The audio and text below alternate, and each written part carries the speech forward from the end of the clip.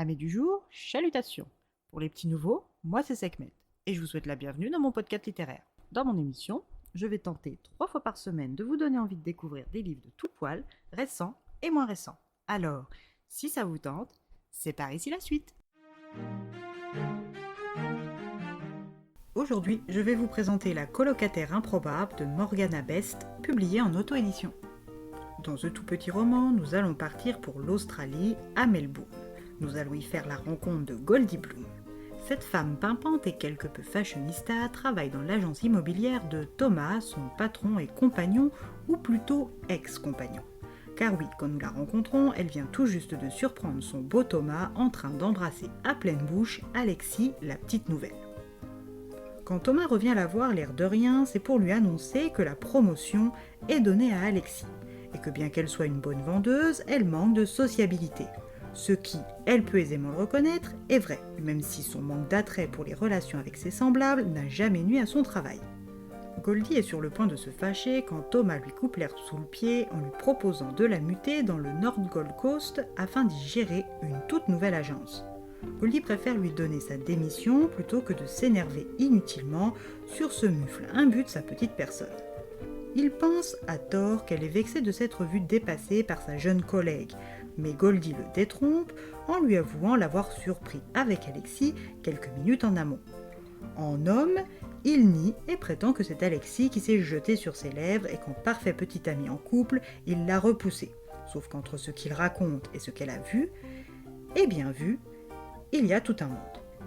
Elle lui confirme vouloir démissionner sur le champ. Il tente de la retenir avec ses 5 semaines de préavis obligatoire que Goldie lui dit nul et non avenu au vu des circonstances, quand la secrétaire de l'agence lui annonce qu'une avocate l'attend à l'accueil. Goldie n'avait aucun rendez-vous prévu, mais profite de la diversion pour s'éclipser, loin des excuses oiseuses de son futur ex-patron.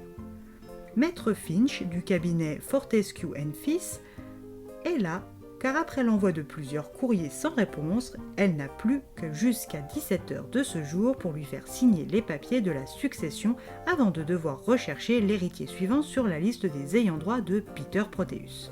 L'oncle de Goldie est mort il y a peu, et bien qu'elle ne l'ait que très peu fréquenté de son vivant, ce dernier lui lègue tous ses biens. Cet héritage comprend une maison sur la North Gold Coast dans la ville de East Bucklebury, ainsi qu'une coquette somme d'argent avec une unique condition. Elle doit y résider au moins 1 an et s'occuper de son colocataire, Persnickle. Bien que sa jauge de sociabilité soit faible, elle accepte les conditions.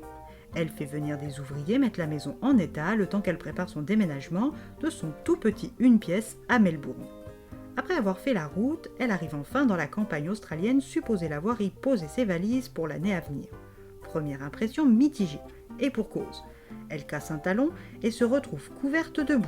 Quand elle arrive, personne n'est là pour l'accueillir comme prévu, et la maison est fermée alors que la nuit tombe. Son portable n'a plus de batterie, et elle vient en plus de faire tomber ses clés de voiture dans l'une des fentes de la terrasse sous le porche, la laissant seule et totalement démunie dans un coin paumé. La seule maison du coin en dehors de la sienne est aussi vide que sa jauge de calme. Dans la cour arrière, elle trouve une petite tente avec un lit de camp. Elle s'y pose et s'y endort jusqu'à ce qu'elle soit réveillée par une lumière beaucoup trop vive. Plus de tente au-dessus de la tête, mais le corps d'un homme poignardé à ses pieds. Elle panique totalement et quand elle entend au loin le bruit d'un moteur, elle se précipite sur la route et arrête le véhicule. L'homme qui en sort est plutôt beau, musclé, avec de larges épaules, des yeux vert gris. Il porte un jean moulant, plutôt saillant. Il l'écoute et la suit dans sa cour. Il lui apprend qu'il est détective et s'appelle Max Grayson. Et il prend les choses en main. Il lui pose quelques questions qui de base l'agacent mais qu'elle comprend vite être obligatoires au vu de l'image peu flatteuse qu'elle doit renvoyer à l'instant T. Les cheveux en bataille, le mascara qui a coulé et de la boue absolument partout.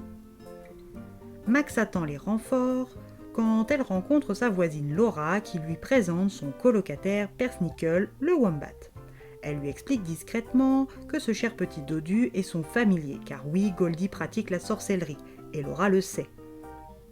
Elle lui apprend qu'elle fait partie d'un ancien coven de sorcières de la mer, quand elle a une apparition fantomatique. Sa première. Grâce à son familier, elle va peut-être pouvoir élucider le meurtre de ce pauvre homme. Elle encaisse tant bien que mal, quand un minibus, tout droit venu de la maison de retraite, fait halte pour savoir ce qu'il se passe. Au volant, Harriet Hemsworth. Deux pensionnaires descendent, ils se présentent, Oleander Blanche et Athanasius Chadwick, des amis de son oncle Peter. Le mort est vite identifié comme étant le conducteur de travaux Nate Jefferies. Max va devoir faire la lumière sur ce crime au plus vite, car la vie de Goldie est peut-être en danger. Goldie va peut-être de son côté pouvoir l'aider grâce à Pertninkle.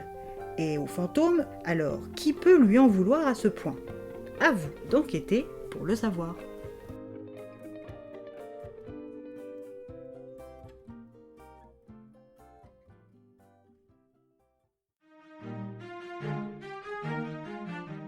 Une mise en bouche qui donne envie de poursuivre cette petite saga de cosy mystery australienne, des personnages que l'on a hâte d'apprendre à mieux connaître avec les tomes suivants.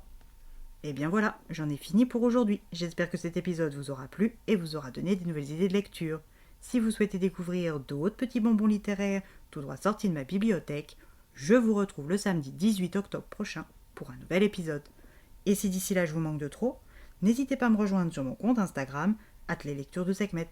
Sur ce, salut les amis et à la prochaine.